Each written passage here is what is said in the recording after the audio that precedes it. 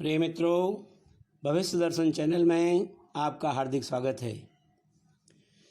आज हम बात करते हैं निर्जला एकादशी के बारे में। क्या है निर्जला एकादशी का महत्व? सभी व्रतों में एकादशी का व्रत श्रेष्ठ माना गया है और एकादशी व्रतों में निर्जला एकादशी व्रत को सर्वश्रेष्ठ कहा गया है।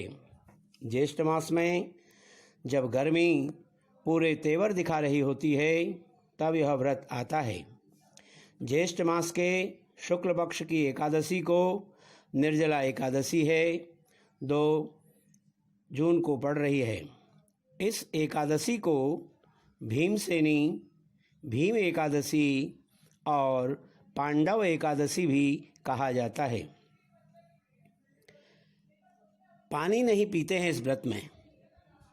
जैसा कि नाम से ही स्पष्ट होता है कि निर्जला यानी इस व्रत में जल ग्रहण नहीं किया जाता है, इसीलिए इसे निर्जला व्रत कहा जाता है।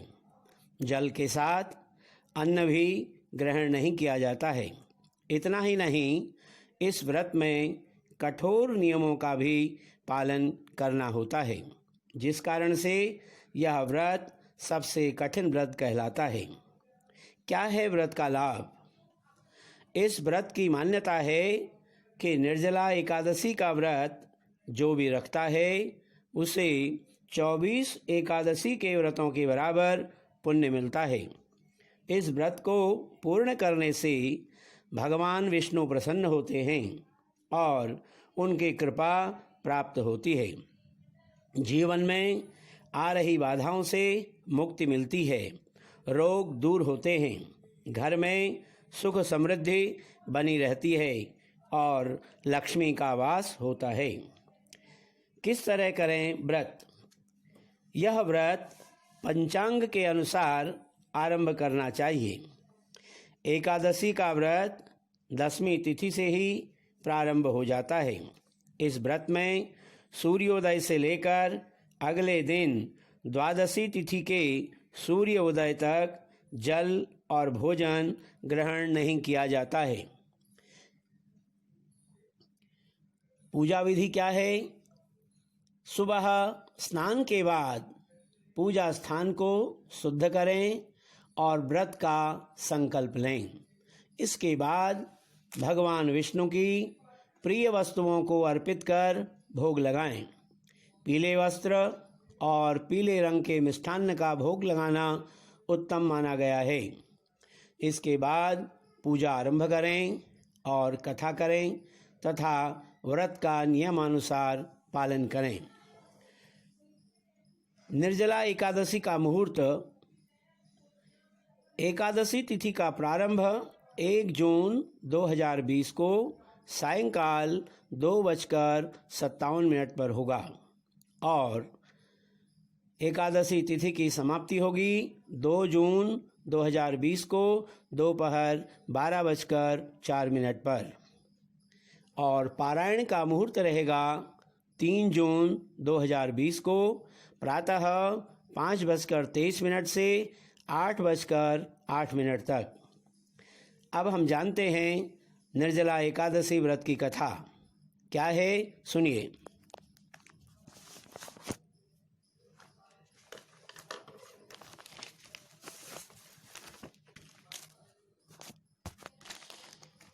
भीमसेन बोले कि हे महाबुद्धि पितामह, मेरी बात सुने।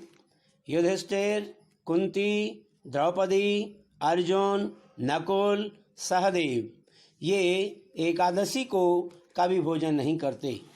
वे मुझसे नित्य कहते हैं कि हे भीमसेन, तुम एकादशी को भोजन मत किया करो। मैं उनसे कहता हूँ कि हे तात, मुझसे भूख सही नहीं जाती। मैं दान करूँगा और विधि पूर्वक केशव का पूजन करूँगा, परंतु बिना उपवास किए एकादशी के व्रत का फल कैसे मिले? भीमसेन का वचन सुनकर व्यास जी बोले, जो तुमको स्वर्ग अत्यंत प्रिय है और नरक बुरा मालूम होता है, तो दोनों पक्ष की एकादशी को भोजन नहीं करना चाहिए। भीमसेन बोले, महाबुद्धि पितामह, मैं आपसे कहता हूँ, एक बार भोजन करने से मुझसे नहीं रहा जाता, फिर उपवास कैसे करूँगा। हे महामुने, ब्रक नाम का अग्नि सदा मेरे पेट में रहता है। जब मैं बहुत सा अन्न खाऊं तब वह शांत होता है। हे महामुने, मैं एक उपवास कर सकता हूँ जिससे स्वर्ग मिल जाए। उस व्रत को मैं विधि पूर्वक करूँगा, इसलिए निश्चय करके एक व्रत को बतलाएं जिससे मेरा कल्याण हो।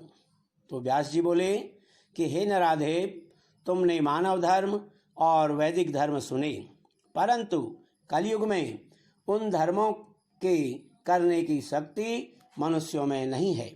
सरल उपाय, थोड़े धन और कम परिश्रम से महाफल प्राप्त होने की विधि मैं तुमसे कहता हूँ, जो कि सब पुराणों का सार है। दोनों पक्षों की एकादशी का व्रत करता है, वह नरक में नहीं जाता। व्यास जी का वचन सुनकर बड़ी भुजा वाले भीमसेन पीपल के पत्ते की तरह कांपने लगे और डर कर बोले कि हे पितामह, मैं क्या करूं? मैं उपवास नहीं कर सकता, इसलिए हे प्रभु, बहुत फलदायक एक ही व्रत को मुझसे कहिए। तो व्यास जी बोले कि वृष या मिथुन के सूर्य में ज्येष्ठ मास के शुक्ल पक्ष की जो एकादशी है, उसका यत्नपूर्वक निर्जल उपवास करना चाहिए। स्नान और आचमन में जल का निषेध नहीं है। मासे भर सुवर्ण का दाना जिसमें डूब जाए, उतना ही जल आचमन के लिए कहा गया है। वही शरीर को पवित्र करने वाला है। गौ के कान की तरह हाथ करके मासे भर जल पीना चाहिए। उससे थोड़ा या अधिक जल पीने से मदिरा पान के समान होता है। और कुछ न खाए, नहीं तो व्रत भंग हो जाता है। एकादशी के सूर्योदय से दूसरे दिन के सूर्योदय तक जलपान न करें। ऐसा करने से 12 महीने की एकादशी का फल उसको बिना यत्न के मिल जाता है। फिर द्वादशी को सवेरे निर्मल जल में स्नान करके ब्राह्मणों के लिए जल और सुवर्ण का दान करें। फिर व्रत करने वाला कृतकृत्य होकर ब्राह्मणों सहित भोजन करे। हे भीमसेन, इस प्रकार व्रत करने से जो पुण्य होता है उसको सुनो। साल भर में जितनी एकादशियां होती हैं, उनका फल इस एकादशी के व्रत करने से मिल जाता है, इसमें संदेह नहीं। शंख चक्र गदाधारी कृष्ण भगवान ने मुझसे कहा है कि सब धर्मों को छोड़कर मेरी शरण में आ जाओ। एकादशी को निराहार रहने से मनुष्य सब पापों से छूट जाता है। कलयुग में द्रव्य दान से शुद्धि नहीं है, स्मार्त संस्कार से भी सद्गति नहीं होती। इस दुष्ट कलयुग में वैदिक धर्म भी कहाँ है। हे वायुपुत्र, बार बार विशेष क्या कहूँ। दोनों पक्षों की एकादशी में भोजन न करे। ज्येष्ठ के शुक्ल पक्ष की एकादशी में जल भी वर्जित है। हे वृकोदर, इसका व्रत करने से जो फल मिलता है उसे सुनो। सब तीर्थों से जो पुण्य होता है और सब दान करने से जो फल मिलता है, हे वृकोदर, वह फल इस एकादशी का व्रत करने से मिल जाता है। साल भर में शुक्ल पक्ष और कृष्ण पक्ष की जितनी एकादशियां हैं, उनका उपवास करने से धन धान्य बल आयु पुत्र आरोग्य मिलते हैं।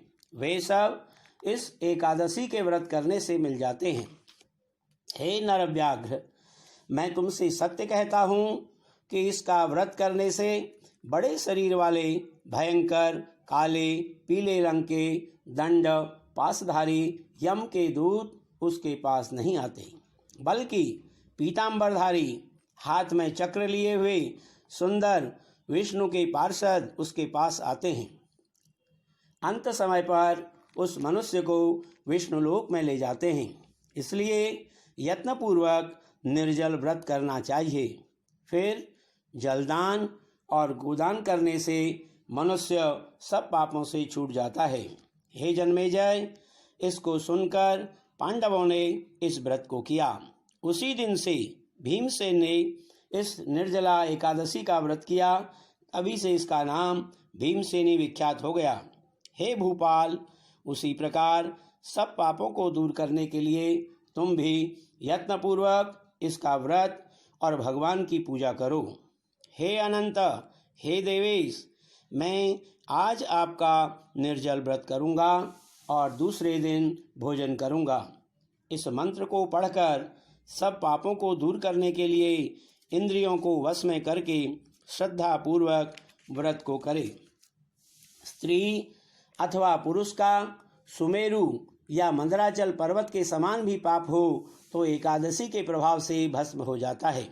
हे नराधिप, जलदान और गौदान न कर सके तो कलश में वस्त्र लपेटकर सुवर्ण का दान करे।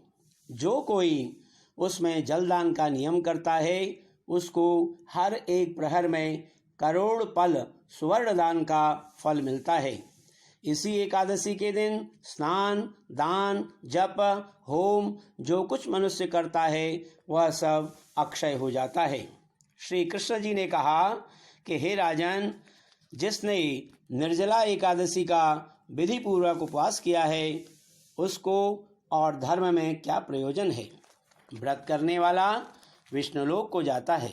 हे कुरुश्रेष्ठ, जो एकादशी के दिन सुवर्ण, अन्न, वस्त्र का दान करता है वह सब अक्षय होता है। एकादशी के दिन जो अन्न खाता है वह पाप भोगता है। इस लोक में वह चांडाल होकर मरने के अनंतर बुरी गति को पाता है। जो ज्येष्ठ मास के शुक्ल पक्ष में एकादशी का व्रत करके दान करते हैं वे परम पद को प्राप्त होते हैं। जिन्होंने निर्जला एकादशी का व्रत किया है वे ब्रह्महत्या, मदिरापान, चोरी, गुरु से वैर, मिथ्या भाषण इन सब पापों से छूट जाते हैं। हे कौन्ते, निर्जला एकादशी के दिन श्रद्धा और नियम से युक्त स्त्री और पुरुषों का जो विशेष कर्तव्य है उसे सुनो। जलसाई भगवान का पूजन करे और गोदान करे अथवा घृत धेनु का दान करे। हे धर्मधारियों में श्रेष्ठ, अनेक तरह के मिष्ठान और दक्षिणा देकर ब्राह्मणों को प्रसन्न करे। ब्राह्मणों के प्रसन्न होने से मोक्ष देने वाले भगवान भी प्रसन्न होते हैं। जिन्होंने इसका व्रत नहीं किया उन मनुष्यों ने आत्मा से द्रोह किया है। वे पापी, दुराचारी और दुष्ट हैं और निस्संदेह उनके सैकड़ों कुल दुराचारी हो जाते हैं। और जिन मनुष्यों ने शांतिपूर्वक दान और भगवान का पूजन किया है उन्होंने अपने समेत 100 पीढ़ी के पूर्वजों को विष्णुलोक में भेज दिया। जो कोई उपवास करके रात्रि में जागरण करते हैं और निर्जला एकादशी के दिन अन्न, जल, गौ, वस्त्र, सैया, आसन, कमंडलु, छत्र, पादत्राण इनका सुपात्र को दान देते हैं वे सोने के विमानों में बैठकर स्वर्ग को जाते हैं। जो कोई भक्ति से इस कथा को सुनते हैं अथवा कहते हैं वे दोनों निस्संदेह स्वर्ग को जाते हैं। मनुष्य को सूर्य ग्रहण में श्राद्ध करने से जो फल मिलता है वह इसके सुनने वालों को मिलता है। दातुन करके इसका नियम करना चाहिए। द्वादशी के दिन गंध, पुष्प, जल और दीपक से देवताओं के ईश्वर वामन जी का पूजन करना चाहिए। विधि पूर्वक पूजन करके इस मंत्र का उच्चारण करें। हे देवताओं के ईश्वर, हे इंद्रियों के ईश्वर, हे संसार समुद्र से पार करने वाले, जल से भरे हुए कलश के दान करने से मुझको परम गति दीजिए। ऐसा कहकर ब्राह्मणों के लिए शक्ति के अनुसार कलश देने चाहिए। हे भीमसेन, अन्न, वस्त्र, छत्र, जूते, फल युक्त कलश देना चाहिए और दान भी देना चाहिए। जल और गौ का दान अवश्य करें।